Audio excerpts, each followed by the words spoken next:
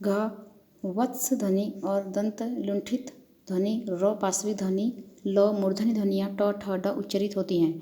न जिह्वाग्र, यह भाग साधारण स्थिति में कठोर तालु के नीचे पड़ता है और इसकी सहायता से तालव्य ध्वनियाँ उच्चरित होती हैं। जिह्वा का अग्रभाग कठोर तालु का स्पर्श कर तालव्य स्पर्श ध्वनियाँ को उत्पन्न करता है। जिह्वा मध्य, यह भी जीभ के अग्र और जीभ के पश्चिम बीच का भाग है। यह कठोर तालु का और कोमल तालु का मिलते हैं।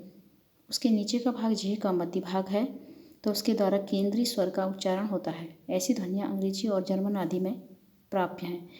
जिह्वा पश्च, यह जीभ का पिछला भाग होता है जो कोमल तालु से नीचे है, और जीभ का यह भाग कोमल तालु के साथ मिलकर कंठय ध्वनियाँ क ख ग घ के उत्पादन में सहायक है। उपाली जिह्वा में होता है गलबिल। गलबिल का अर्थ है गले का बिल।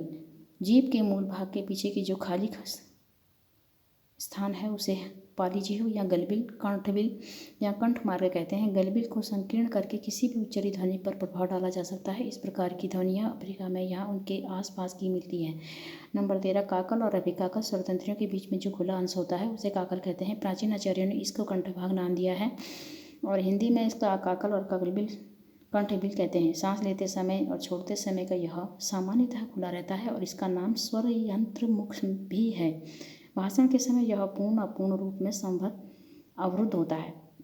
अभिकालक जिह्वा के मूल में पेड़ के पत्तों के समान उठा हुआ और मांसल भाग होता है। इसे हम स्वर यंत्र मुख आवरण भी कहते हैं।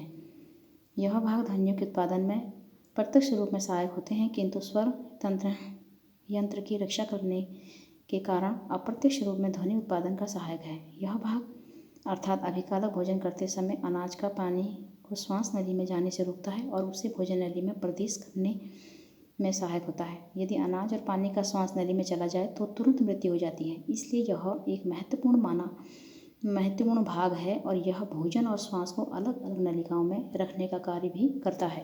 काकल और अभिकाकल का यही कार्य होता है।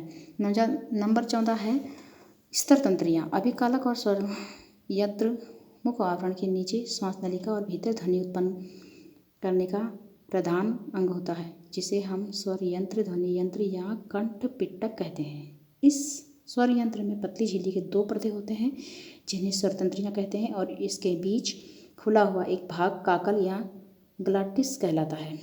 स्वरतंत्रियों के खुलने और समीप आने, तनने और बंद होने से अधखुले रहने आदि की स्थिति को प्रमुखतः 4 अवस्थाएं होती हैं। नंबर क, पहली स्थिति में ये पर्दे बिल्कुल ढीले रहते हैं और इस स्थिति में अघोष ध्वनियाँ क ख ग क ख च छ का उच्चारण होता है और हिंदी में 5 वर्गों को क वर्ग आदि प्रथम को 2 ध्वनियाँ अघोष होती हैं। इनके उच्चारण में स्वरतंत्रियों के कंपन नहीं होता है। नंबर ख, दूसरी स्थिति में स्वरतंत्रियों में पर्दे कड़े होकर के एक दूसरे के समीप आ जाते हैं और श्वास को रगड़कर खाकर निकलना पड़ता है। इस स्थिति में अघोष ध्वनियों का उच्चारण होता है। हिंदी में क वर्ग आदि 5 वर्णों की अंतिम 3 ध्वनियाँ ग, घ, इ, ज, झ, अ, ङ और य, र, ल, व आदि घोष या अघोष, घ या सघोष ध्वनि है।